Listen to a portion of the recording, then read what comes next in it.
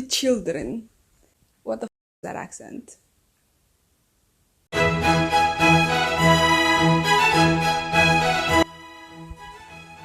Hello, welcome to my house. Today's episode is a special sponsored episode, actually, brought to you by this lovely commenter that found it necessary to call me pretentious for some reason. Okay, I can be pretentious sometimes, I agree, but really? I think I'm entertaining, and that's all that matters. No, I'm just kidding. Hi, how are you? Honestly, yes, this is not my dad's suit. It's 100% my dad's suit, and it fits like a glove. That's too big. Guess who just took a shower? Come here. Look at him. He looks like a little baby chicken. Oh. Okay, hi, how are you? I hope you're doing good. Today's video idea is, yes, I didn't lie. It is 100% inspired by this lovely comment or this lovely commenter. I do hope you see this because I'm going to continue being more pretentious as this video moves on, as this video forwards, as this video goes. I forgot the word. I know there is another one. I know The Secret History is technically the most pretentious book you can ever find. Find? What the fuck? You can ever find? I did it again. You can ever find, you can ever read. But I just know that me sitting outside reading The Secret History is more pretentious than this, but this is the one that I could find. This is If We Were Villains by M.L. Rio. This is a famous book and a book talk hyped book. It was close to me. It was close between the Secret History and this one, but I found this one and I literally wasn't interested in this until this comment, so I was just like, oh my god, I'm gonna read the most pretentious book that I can find. And then I saw that this one is inspired by Shakespeare plays. I love Shakespeare plays, so I'm excited about this. Oliver Marks has just served 10 years of the murder of one of his closest friends, a murder he may or may not have committed. On the day he's released, he's greeted by the detective who put him in prison. Detective Colborne is retiring, but before he does, he wants to know what really happened 10 years ago. As a young actor studying Shakespeare at the Elite Arts Conservatory, Oliver noticed that his talented classmates seemed to play the same roles on stage and off. Villain, hero, tyrant, temptress, though Oliver felt doomed to always be a secondary character in someone else's story. But when the teachers change up the casting, a good-natured rivalry turns ugly, and the play spills dangerously over into life. When tragedy strikes, one of the 7 friends is found dead.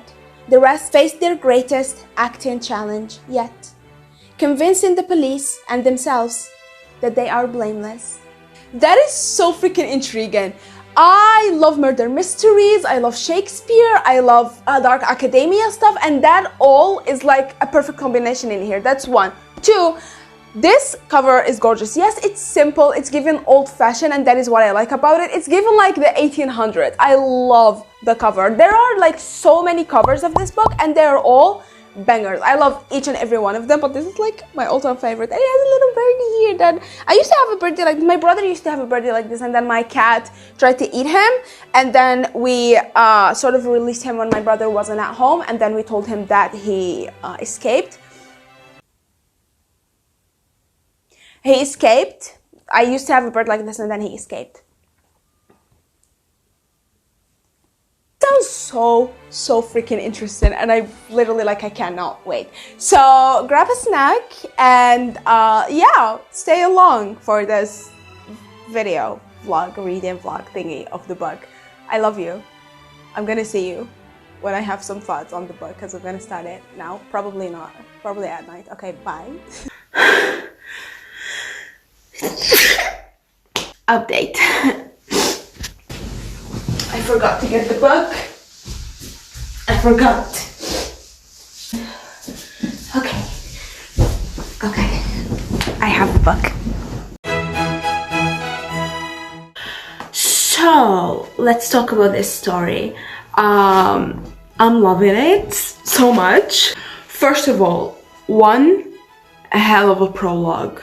One hell of a prologue. Started with an unnamed character in high security, maximum security prison or whatever, and he is being convicted. He's already convicted for murder and stuff, and then someone comes to talk to them, right?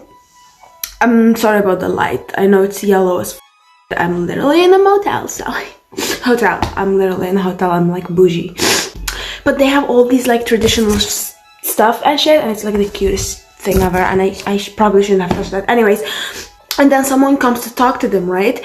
And then they're just like, I want to know what happened. Like, it doesn't matter now. Like, I'm gonna die, so just like tell me. And then they start telling them, and then we go back to the past, to their college, art school, film, like a theater school, thespian days. And it's given pretentious dark academia, but like in the best way.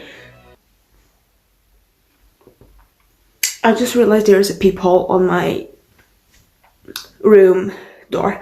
It's given dark academia, pretentious, but in the best way you can think of, like in a way that you're actually enjoying it, you know what I mean? Super intriguing. The way it's laid out, it's super intriguing. Sometimes I forget the prologue, like I forget where we started with this. I forget that there's actually a murder that's about to happen, and then I remember, and I'm just like flipping page after page after page. This is heavily inspired by Shakespeare. They are a bunch like following what it's following. It's following mainly 7 college students in their senior college year, who are all theater students, thespians, if you will.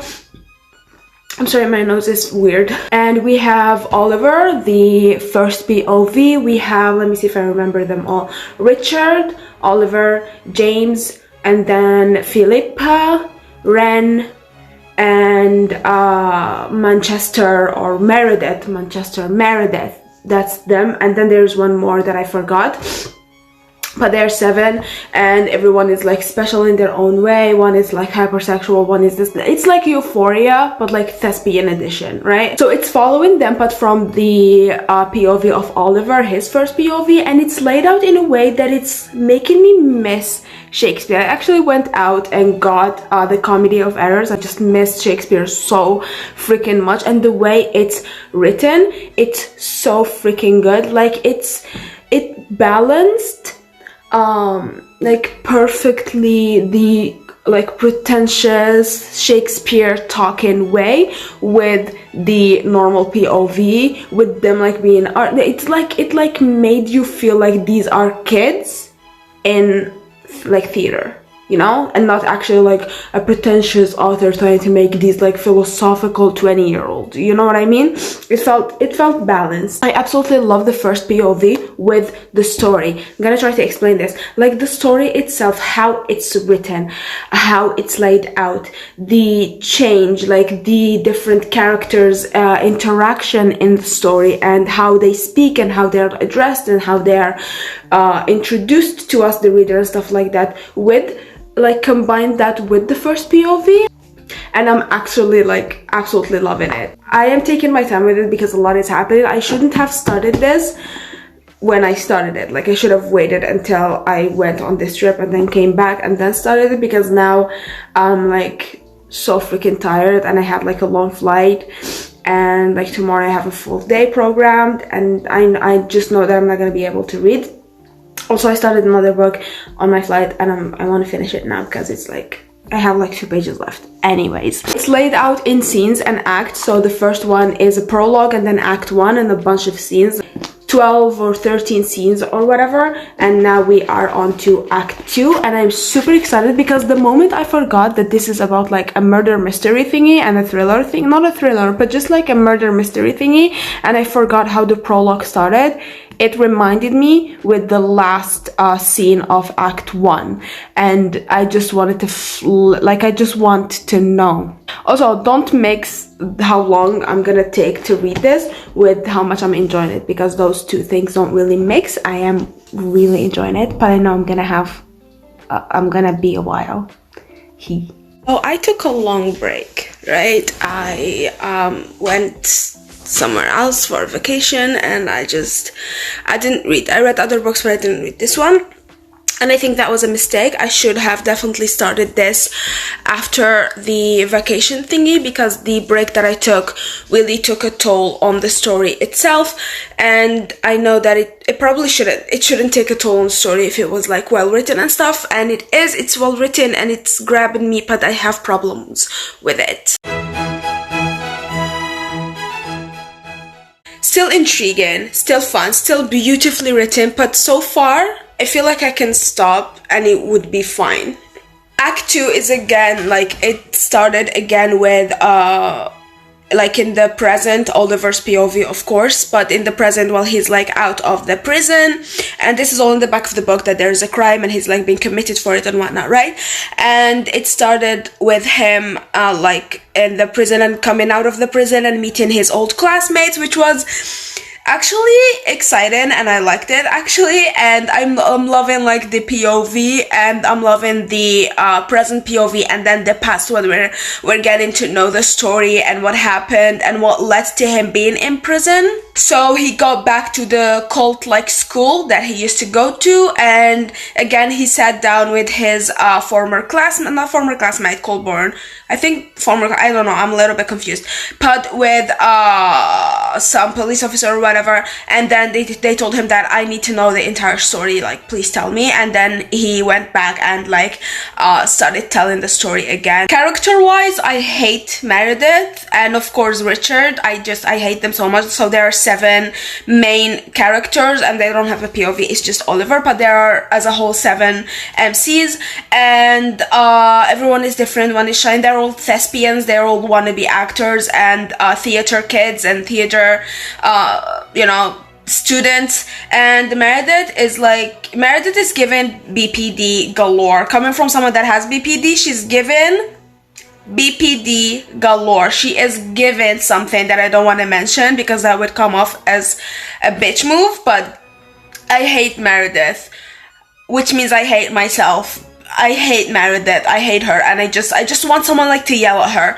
And yeah, character-wise, I'm liking them. They're all different, they seem different. I wish we have more of the others because we're focusing, of course, I'm like not even in the middle of the book, so we might have them, but we're focusing a lot on Rick and Oliver and Meredith, and I just wish we got the others. So the story got a little bit boring. Act 2, it got just a little bit boring, and I just wanted to I don't know, like I was ready to just put it aside and take a longer break.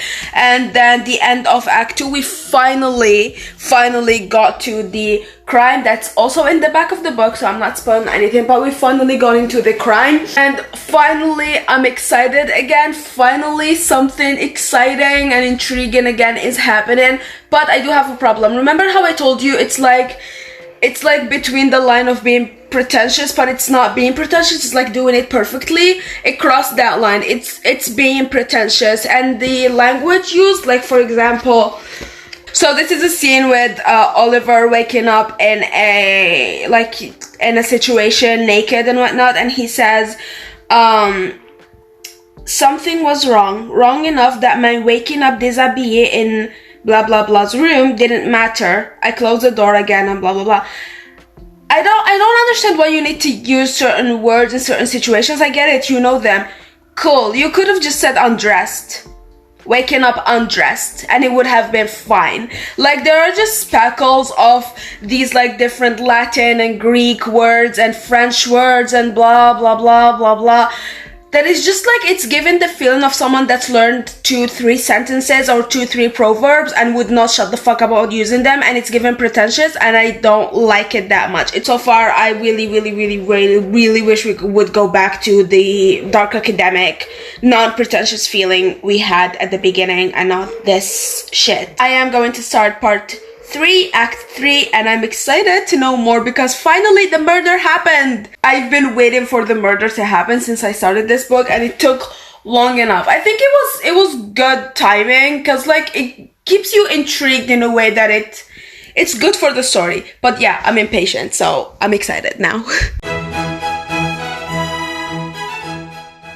I'm done with part 3, and I feel like I need some reassurance.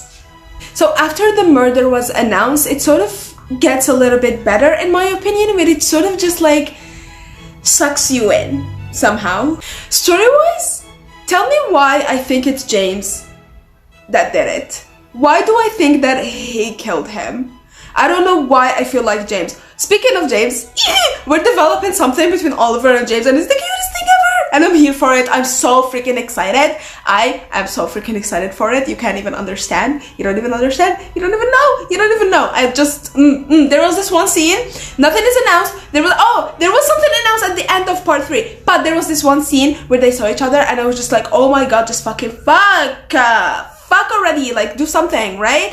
And then at the end of part 3, like the last scene of part 3, he said something and my heart fluttered, and I'm here for it. Like, Meredith sucks, but she's like the obvious suspect, right? I feel like there was this one scene, by the way, there was this one scene too, but that it's given like maybe it's Meredith, but at the same time it's like too obvious. It's too obvious. Also, they're leaning, why it's not Alexander for me personally, because they're leaning too heavily on Alexander. Like it's like Alexander is changing, like his personality is changing and whatnot, so maybe it's like too obvious. Like they're leaning to it to get you to it, to guide you towards Alexander, to make you think that it can be Alexander when it's not. And I feel like I have just this feeling that it may be James. Also, Ren is too innocent, and that says sus to me. That's sus. Unless they're like, it has to be someone else other than Meredith, unless they're going like fully with the heartless girlfriend cliche trope. Like, unless they're going fully with that, then it has to be someone else. It really be Ren. She's like too sweet, but my heart keeps going back to James for some reason. So far though, it hasn't really gotten me attached to anyone. And I don't know if that's my issue or what's happening, but I'm not attached to any of the characters. Like, I don't know how to explain this, like, the way it's in my brain and in my heart, because like this doesn't lean fully on the plot. It's not like fully story driven, and at the same time it's not fully character driven. It's a little bit of this and a little bit of that, and it's like it leaves this story, this book, in this limbo between the two, like between being fully character driven and fully plot driven, and I don't know how I feel about it. I just don't know. It could have been so much, like it has so many potential in like being fully character driven, because the characters are mysterious, they're intriguing and whatnot, but they're just not enough to actually like make me attached to them. I care enough to be intrigued about the story, especially as we're getting more and more progress with the story, with the murder, with what's happening. Like, I'm intrigued to know, and especially like part 3, the last scenes of part 3 was the best that I've read like so far, but it's not given that much. Like, I was expecting so much better. It's just not given that much, but I'm intrigued enough, not because of the characters, like I don't give a fuck about any of them, but because of like who actually did it and what actually happened, because something happened. Unless all of this is gonna end up in us like actually knowing that this was all like an accident and he just like smashed his face on his way down for like a skinny dip or something, which I'm just gonna be so fucking disappointed if that's it, because it has so much potential to be so much, but it's not reaching for those potentials. On to part 4, and then we have part 5 and we're done. I don't know, I like it though. It's a cool companion for life, this book. Like, I like opening it up and just reading. The more I read, the better it's getting, which is good, because it wasn't that good at first. Reading more, it's like, it's definitely getting better. It's definitely getting more intriguing, and I just started part 4, and reading more of it, it's like there's this curse I'm loving, like the more we're getting like from the characters, and like more focus on the plot and the characters and their personal stories and how they feel emotionally, like their mental states, more than like the plot itself and the Shakespearean like aspect of it. Not that I didn't like the Shakespearean aspect of it, I absolutely loved it, but this is like so much better because it's so freaking intriguing, right? There's like this vibe around this school, like as if it's cursed. Like, there's this role after the death of Richard that was left. It's like whomever gets to that like level of Richard, it's like they get cursed. I don't know. And like then they experience a complete like personality change, and we're seeing it with Alexander, we're seeing it with a little bit with Oliver, and I love that. I love how it's being done in such a subtle way. It took me more than half the book to actually feel it. It might just be my brain being slow, but it took me this much to feel like this curse that's like going around the school, and I like it so much.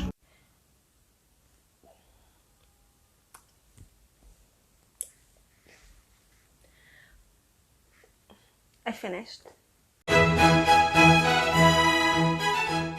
Getting into part 4 and finishing part 4, I love how detailed it's gotten. How, you know how I told you, like, it's not like that personal. It's gotten more personal. The story as a whole, the school as its own entity, and each of the 6 classmates, each of them has gotten more and more personal. Not as much as I want, with not all of them really. Ren, Meredith, we're still a little bit off, but the rest, we've gotten more from them, and I absolutely swallowed it up. I loved it. And it's not just each character, but the entire school as a whole as its own character somehow. I don't know how that was done, but I love that it was done. Part 4, part 5, it's gotten so unhinged, especially like the ending of part 4. It's gotten so unhinged, so chaotic, and I had no idea what was happening, and I loved every second of it. It's extremely psychologically thrilling, like psychologically exciting, inciting, just psychologically an orgasm for your psychological part, an orgasm for your brain. I loved, if you're into this thing, if you're into dissecting stuff and meanings, I love this shit. I loved it. It gives it like a chance to be reread, even though it's a mystery, and by the end we know what's happened and stuff like that, and like the mysteries are all cracked so as to not leave plot holes and all. But because this is a standalone, I don't know if there's ever gonna be a companion, but so far this is just a standalone, and I love that part. It's perfect in that like aspect of it. Starting part 4 and then getting into part 5, I found myself dragging this, even though I shouldn't drag it because I took the longest fucking break in the middle of the book, but I found myself dragging this and not wanting it to end. And even like literally the last part, there was a letter included, and I just took a break and went and fed my cat and played with my cat. And I went and did other things. And just like in an attempt to give me a bit of distance of me ending this book, because I didn't want to finish. It definitely, if I were to compare it to something, it definitely gave Black Swan energy. Like by the end of it, the ending of part 3, part 4, but especially part 4, gave a like Black Swan unhinged energy. You don't know who's who, you don't know what's a hallucination and what's right, you don't know what's happening, you don't know like if this person is getting unhinged because they are guilty or they're getting unhinged because of the role they're playing, especially the like inclusion of theater in it and stuff like that. It's just given Black Swan energy, and I am here for it. I'm living for it. However, there are a bit of negativities, but they have to do with more like technicalities. For one, Oliver ends up on a scholarship, like a makeshift scholarship, where he has to clean the school. This is a castle. It's a castle. It's an art school, a castle though. He literally like describes cleaning it from up, like the bottom up, or up to like to the bottom, and it's like, how are you gonna clean this entire castle? Like, it doesn't just make sense. And I know he had like an entire custodian staff helping him, and he's not doing this whole thing by himself, of course, but still it just didn't make sense. And I don't know, like, I just don't know. That part didn't make sense to me. Also, another part, like, on technicality that didn't make sense to me is how ostracized, not really ostracized, how, like, secluded, how taken, like, specialized these kids are, these 7 kids. Like, they're in class and it's just them. They are in a play and it's always just them. If they're a 3rd year, they're them. If they're a 4th year, they are just them. They're, like, in a reading and it's just them. In a rehearsal, and I don't understand. This is a college, like, a university, a huge fucking castle that is an art school. Like, why is it only these 7 pupils that are always like the special kind? Like, there's no mention of there is mention of other pupils, of course, in the vicinity, but not in I don't know, like not in the classroom, not in classes, not in, I don't know. It's just, and when there is like, and they're mentioned, like other students are mentioned in like the plays and stuff like that, they're just always a secondary character. I don't know, like, I get it, they're like the best actors in school, but like, it just doesn't make sense. It just feels weird somehow, because in a whole last school, there are like 1,000 pupils or something, whatever, like 500 at least. There are like hundreds in like small fucking schools, so like at least 500. Are you telling me that these are like, I don't know, like that part, I don't know if this makes sense, but just that part doesn't make sense to me. It just didn't make sense to me. This is a Romeo and Juliet retelling, and I will not argue. I will argue with that, sorry. I will argue with that. With Oliver being Romeo, James being Juliet, and the friar, I forgot his name, the one that failed to give the letter like in time, is Philippa. I love Philippa so much. She's so low-key, and she's just a bad bitch, right? Still hate Meredith with all of my heart. I don't know, I just hate her. I just want to slap her. And yeah, she reminds me of myself. And I loved it. The tragedy. This is a tragedy, a Shakespearean and modern Shakespearean tragedy. Shakespeare would eat this shit up. Would have ate this shit up. He would have loved it. I ended up loving it so much. It's a 4.5, so close to being perfect. Just like some technicality stuff and like how slow it was for me at first and stuff like that. But like reading more of it, I loved it so much, and I cannot wait to read it again.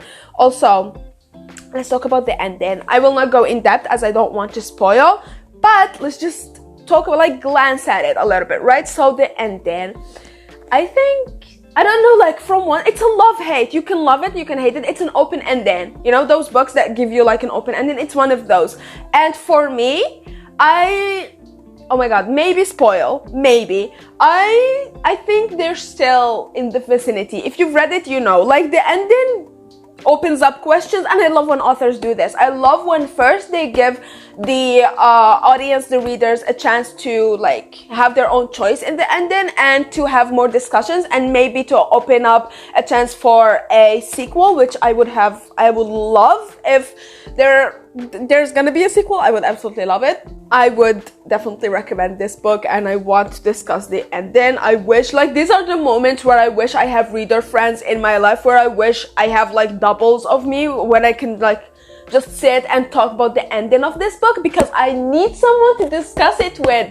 Like, if you've read this, please tell me in the comment, and I'll just talk to you, or add me on Goodreads. Like, if you've read this, just talk to me about the ending, because it's burning me up, like, from the inside. I want to talk about the ending. I think it's cruel by you-know-who to leave that hope, you know? But maybe, I don't know, I think like the love aspect in the story was so strong and so special, to the point where, by the way, it's reminding me of Hannibal and I forgot his name, but it's reminding me of those, like that sort of type of love. I just wanted them to kiss like one time, and yes. In my heart, there's a happy ending. In my heart, there's definitely a happy ending. Although, as a mystery, as a thriller, as a forbidden romance, as a tragedy, as a retelling, I would recommend this book in all those cases. I really, really enjoyed it. And definitely the negativities that were in the beginning have changed, and I ended up liking it a lot. As I said, it's a 4.5. Thank you so much for watching, and thank you for being here. I love you, and we're gonna see you next video.